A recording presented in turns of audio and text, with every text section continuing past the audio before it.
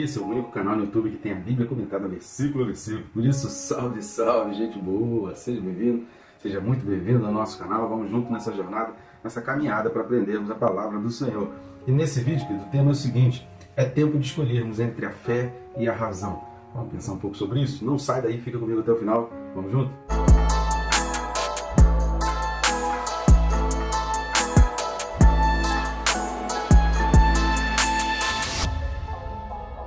É rápido e fácil se inscrever, querido. Por isso está assistindo o vídeo e não está inscrito, só clicar no botão aí, não vai atrapalhar o seu vídeo, nem vai interromper aí o seu dia a dia, os seus afazeres, aquilo que você está fazendo. Rápido e fácil. Eu recomendo também clicar no sininho, porque você vai ter uma dupla bênção, né? Primeiro, você vai ser disciplinado todos os dias às 6 da manhã, né? De segunda a sábado. A gente está aqui com um vídeo novo, uma explicação nova, um comentário novo.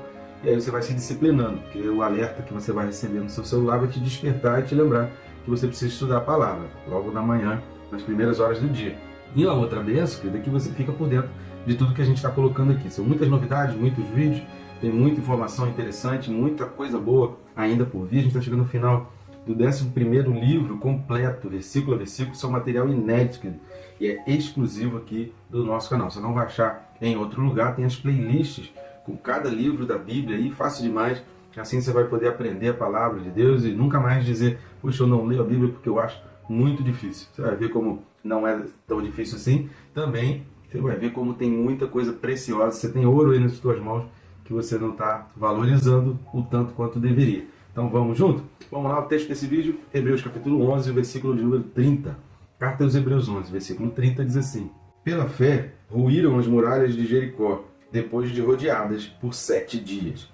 Amém? Então, aqui não é exatamente a respeito de Josué, mas é a respeito de uma vitória que está registrada na Bíblia, uma vitória que já foi confirmada pela arqueologia, uma história que já foi cientificamente comprovada, não nas suas riquezas de detalhes, mas que algo ali muito impressionante já aconteceu, que foi essa vitória do povo de Deus entrando na terra de Jericó, e que dentro das histórias bíblicas, né, é óbvio que a gente tem muitos relatos de milagre. Tudo que é milagre não tem sentido, né? O milagre, ele, humanamente falando, ele não faz o menor sentido, não tem nenhuma explicação. Mas essa daqui, essa vitória de Jericó aqui, isso aqui é fantástico e nos ensina muito. A gente tem muito aprendizado aqui a respeito disso. Então não está falando exatamente de Josué, embora Josué seja ali o comandante, seja aquele porta-voz, a gente vai ver isso. E o texto bíblico base para essa história está no livro de Josué, mas ali é a fé de um povo que acreditou naquilo que Deus poderia fazer. É fantástico. E o próximo vídeo,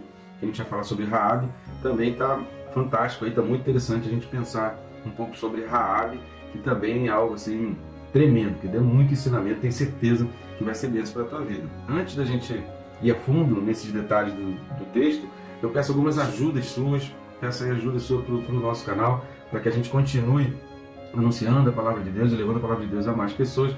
E você pode fazer isso de várias formas. A primeira delas é de graça, não vai custar nada para você, além de ser rápido e fácil. É o triplo C, né? O que é o triplo C? Curtir, comentar e compartilhar. Então já clica logo aí, já curte e comenta. Quando você curte e comenta no YouTube, indica esse vídeo para mais pessoas. E quando você compartilha, você vai além da indicação do YouTube. Outra maneira também que você está ajudando o nosso canal, o nosso ministério, é indo nesse QR Code que está aqui do lado. Ou, se você estiver assistindo no celular, né, não conseguir ler o QR Code, você vai no primeiro link que está na descrição do vídeo e você vai acessar o mesmo menu. E o que tem nesse menu? As diversas opções pelas quais você pode adquirir esses livros que já estão começando a aparecer aqui. São 2 livros de autoria própria, né? 2 livros da minha autoria, em que você pode estar adquirindo na Amazon, no Hotmart, no Mercado Livre. Tem diversos preços e agora com preço reduzido, agora está bem mais barato. Então vale muito a pena, eu tenho certeza que você vai gostar do livro. É fundamental, o livro que deveria estar na cabeceira da cama de muita gente. E aí você também ainda vai presentear e comprar para outras pessoas. Então não perca, vale a pena o investimento. Tenho certeza que você não vai se arrepender. Então vamos lá, para a gente entender essa história, a respeito de que está falando, a gente precisa ler um texto, que é um texto um pouco longo, mas que narra essa história aqui exatamente de quando as muralhas de Jericó ruíram, que está lá em Josué capítulo 6, os versículos do 1 ao 21. Josué 6, do 1 ao 21, fala assim: ora, Jericó estava rigorosamente fechada por causa dos filhos de Israel. Ninguém saía nem entrava. Então disse o Senhor a Josué: olha, entreguei na tua mão Jericó, o seu rei e os seus valentes. Vós, pois, todos os homens de guerra, rodeareis a cidade cercando-a uma vez. Assim fareis por 6 dias. 7 sacerdotes levarão 7 trombetas de chifre de carneiro diante da arca. No 7º dia rodeareis a cidade 7 vezes, e os sacerdotes tocarão as trombetas. E será que, tocando-se longamente a trombeta de chifre de carneiro, ouvindo voz e sonido dela, todo o povo gritará com grande grito. O muro da cidade cairá abaixo, e o povo subirá nele, cada qual em frente de si. Então Josué, filho de Nun, chamou os sacerdotes e disse-lhes: levai a arca da aliança. E 7 sacerdotes levem 7 trombetas de chifre de carneiro diante da arca da aliança. E disse ao povo: passai e rodeai a cidade, e quem estiver armado, passa diante da arca do Senhor. Assim foi que, como Josué dissera ao povo, os 7 sacerdotes com as 7 trombetas de chifre de carneiro diante do Senhor passaram e tocaram as trombetas, e a arca da aliança do Senhor os seguia. Os homens armados iam adiante dos sacerdotes que tocavam as trombetas. A retaguarda seguia após a arca, e as trombetas soavam continuamente. Porém o povo ordenara a Moisés, dizendo: não gritareis, nem fareis ouvir a vossa voz, nem sairá palavra alguma da vossa boca, até o dia em que vos diga: gritai, então gritareis. Assim, a arca do Senhor rodeou a cidade, contornando-a uma vez. Entraram no arraial e ali pernoitaram. Levantando-se Josué de madrugada, os sacerdotes levaram de novo a arca do Senhor. Os 7 sacerdotes que levavam as 7 trombetas de chifre de carneiro diante da arca do Senhor iam tocando continuamente. Os homens armados iam adiante deles, e a retaguarda seguia após a arca do Senhor, enquanto as trombetas soavam continuamente. No 2º dia rodearam outra vez a cidade e tornaram para o arraial. E assim fizeram por 6 dias. No 7º dia, madrugaram ao subir da alva, e da mesma sorte rodearam a cidade 7 vezes. Somente naquele dia rodearam a cidade 7 vezes. E sucedeu que na 7ª vez, quando os sacerdotes tocavam as trombetas, disse Josué ao povo: gritai, porque o Senhor vos entregou a cidade. Porém a cidade será condenada, ela e tudo quanto nela houver. Somente viverá Raabe, a prostituta, e todos os que estiverem com ela em casa, porquanto escondeu os mensageiros que enviamos. Então somente guardai-vos das coisas condenadas, para que, tendo-as vós condenado, não as tomeis, e assim torneis maldito o arraial de Israel, e o confundais.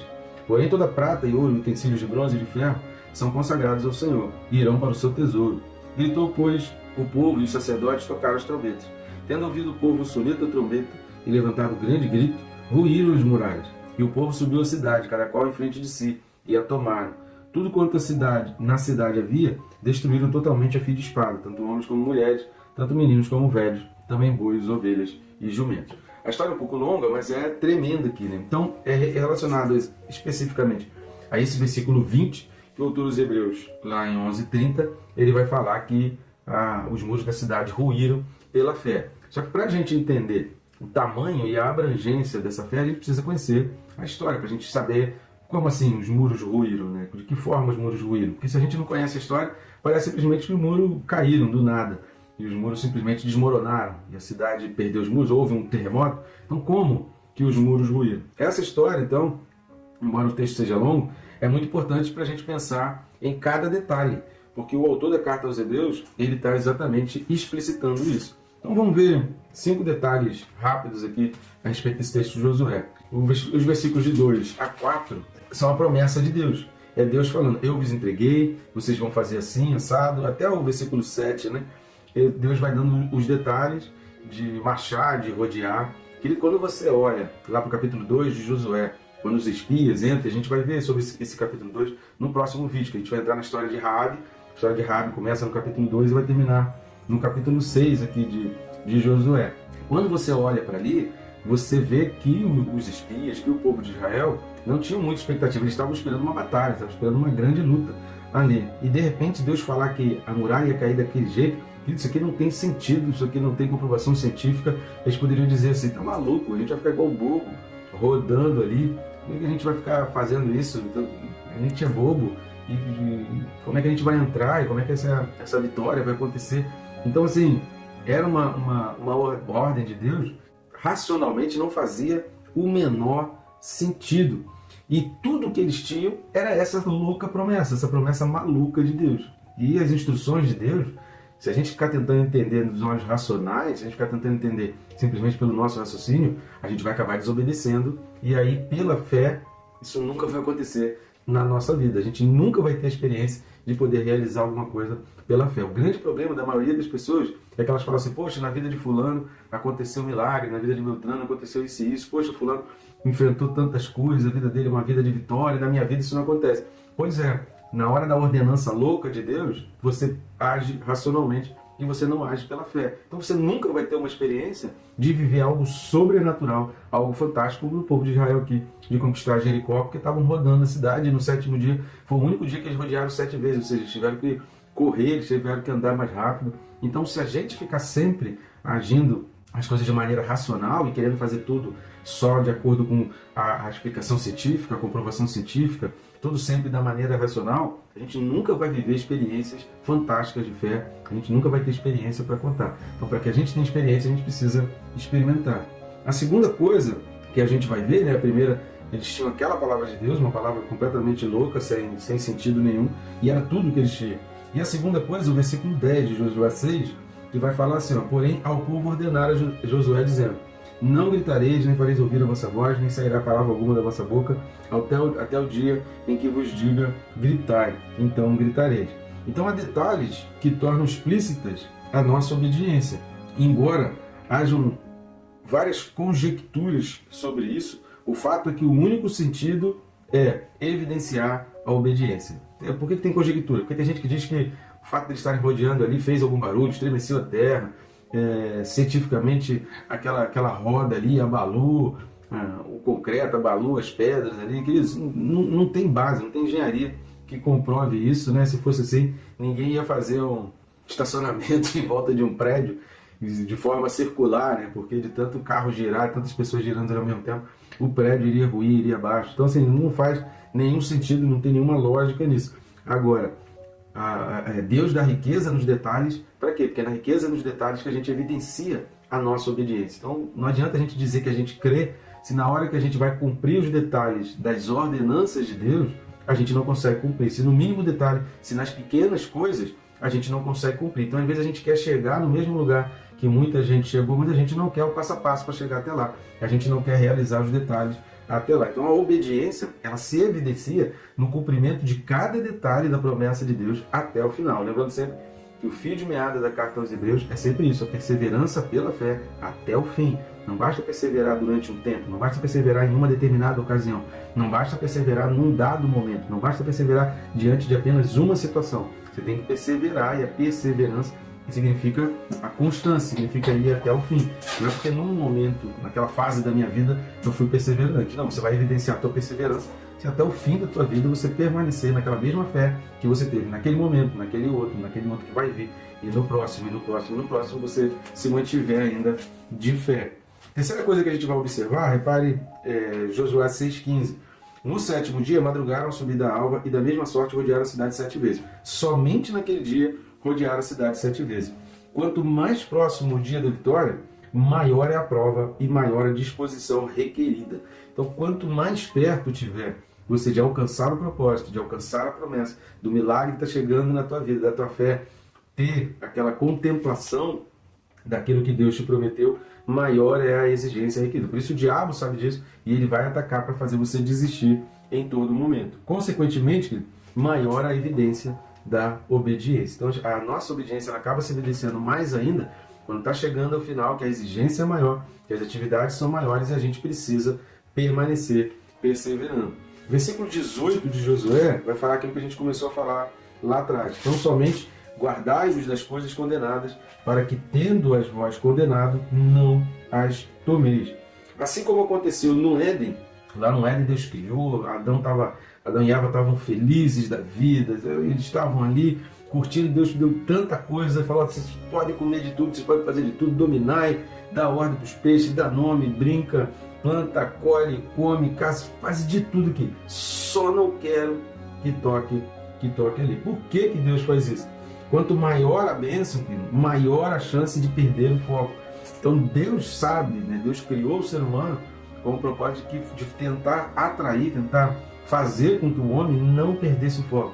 Então quanto maior a bênção, uma pessoa que é muito abençoada, que começa a receber muita coisa, que começa a viver momentos de muita felicidade, de muitas conquistas, ele está mais propenso a perder o foco do que aquela pessoa, ou do que aquele momento em que ele não tinha nada e que ele ficava ali, que participava de campanha, que dobrava o seu joelho, que orava todo dia, que reunia a família clamando, pedindo uma ajuda, que pedia oração na igreja, na célula. Então, no momento de dificuldade, aquela pessoa clamava, pedia, jejuava, fazia campanha, subia monte, não faltava culto. A pessoa lia a Bíblia todo dia porque ela queria uma bênção. Beleza, aí de repente aquela bênção chega, prosperidade, a pessoa começa a ganhar, e aquela busca, aquela leitura da palavra, aquela reunião com os irmãos, aquela solicitação de ajuda, aquilo tudo fica para trás e a pessoa começa a perder o foco. Ou seja, ele foi abençoado porque teve um relacionamento com Deus. Mas a ênfase aqui da carta aos Hebreus é que a perseverança seja até o fim. Então, uma das orações que tem na Bíblia que eu acho bonito é a oração que está lá em Provérbios, capítulo 30, versículo de 7 a 9, né? A gente pode resumir ali: duas coisas te peço, né? Que nem a riqueza e nem a pobreza me afastem de ti. Fala assim, versículo 9, né? Para que porventura, estando farto, não te negue e diga quem é o Senhor, ou que empobrecido não venha a furtar e tome o nome de Deus em vão.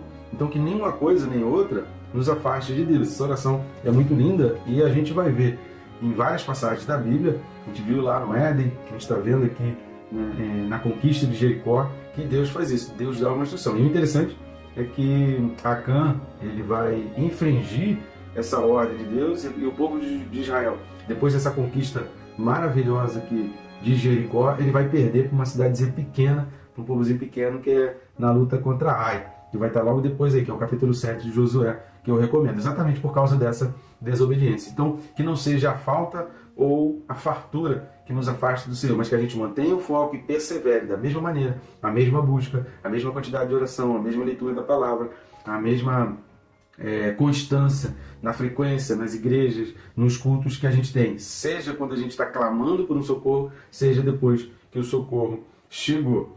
Outra coisa, o versículo 20 do capítulo 6 de Josué, que ele vai falar assim, olha: gritou, pois, o povo, e os sacerdotes tocaram as trombetas. Tendo ouvido o povo o sonido da trombeta, e levantando um grande grito, ruíram as muralhas, e o povo subiu à cidade, cada qual em frente de si, e a tomaram. Se a razão prevalecer, querido, sobre a fé, você não pisará a sua vitória. Aqui, como a gente falou, a instrução de Deus, a ordem de Deus não fazia o menor sentido, racionalmente não tinha a menor lógica, cientificamente não tinha a menor comprovação, não tinha nada aqui que eles pudessem se segurar no sentido humano, no sentido da razão, no sentido da ciência. Não tinha nada aqui, apenas a fé, apenas a palavra de Deus. Mas é dentro do processo de cada detalhe, dentro da obediência de cada detalhe, dentro da perseverança e constância de cada detalhe. Repare que foram 7 dias. 7 dias a cidade de Jericó cercada ali dentro. Os guerreiros de Jericó não aproveitaram, porque o povo de Israel, durante 6 dias, iam lá, rodeavam a cidade. Jericó tinha guardas, todo mundo vendo aquela multidão caminhando e marchando em volta da cidade e voltando para Israel. Os guardas de Jericó podiam ter ido lá, podiam ter atacado. Então, assim, são vários fatores que poderiam ter acontecido, mas que não aconteceram. Então, é isso que acontece quando a gente permanece obediente até o fim. É isso que acontece quando a gente não se desvia. É isso que acontece quando a gente não despreza a promessa de Deus. É isso que acontece quando a gente se segura firme, por mais louca que possa parecer a ordem de Deus, por mais irracional que possa parecer. Mas quando a gente segura até o fim, a gente vê diversas maneiras, diversas vitórias que Deus vai concedendo ao longo do tempo, até a nossa conquista daquilo que Deus prometeu. Então, querido, não desista, não desobedeça. Se Deus falou para seguir, lembra da história de Naamã? Eliseu mandou ele mergulhar 7 vezes. Nos primeiros mergulhos ele fala assim: pô, essa água está muito suja, eu vou voltar para lá, tem rio melhor, tem água melhor da onde eu venho. Mas se Deus mandou cumprir algo até o final, então execute até o final. Creia, querido, creia. Qual o teu objetivo? O que você mais quer? Então não perca. Como Provérbios 30, versículos 8 e 9, que não seja a falta ou a fartura que te afaste de Deus. Permaneça firme até o final, porque é tempo da gente escolher entre a fé e a razão. E para a gente ter a vitória que vem da fé, é preciso você abrir mão da razão, na maioria das situações, porque a fé não é justificada pela razão. A fé não tem explicação. Os milagres não têm explicação, não tem comprovação, não tem porquê, não tem como fazer, não tem como cientificamente ressuscitar o morto, fazer um cego enxergar, um paralítico andar. Jesus fez coxo, pessoas que tinham a perna puxada, que tinham uma perna maior que a outra, que tinham um problema, que a coluna não funcionava, que não tinha nem pernas, e Deus fez Jesus fez milagre das pessoas saírem dali, saírem andando. Pessoas estavam há 38 anos clamando por milagre. Jesus fez milagres acontecer. O que te impede de receber o milagre de Deus? Tenha certeza que não é o poder, não é a vontade e não é o querer de Deus. Mas falta a tua perseverança, a tua obediência em cada detalhe até o fim. Que o Senhor te guie, te guarde, te proteja e te conduza sempre em triunfo. E isso vai depender da tua obediência até o fim. Que Deus te abençoe, rica e abundantemente.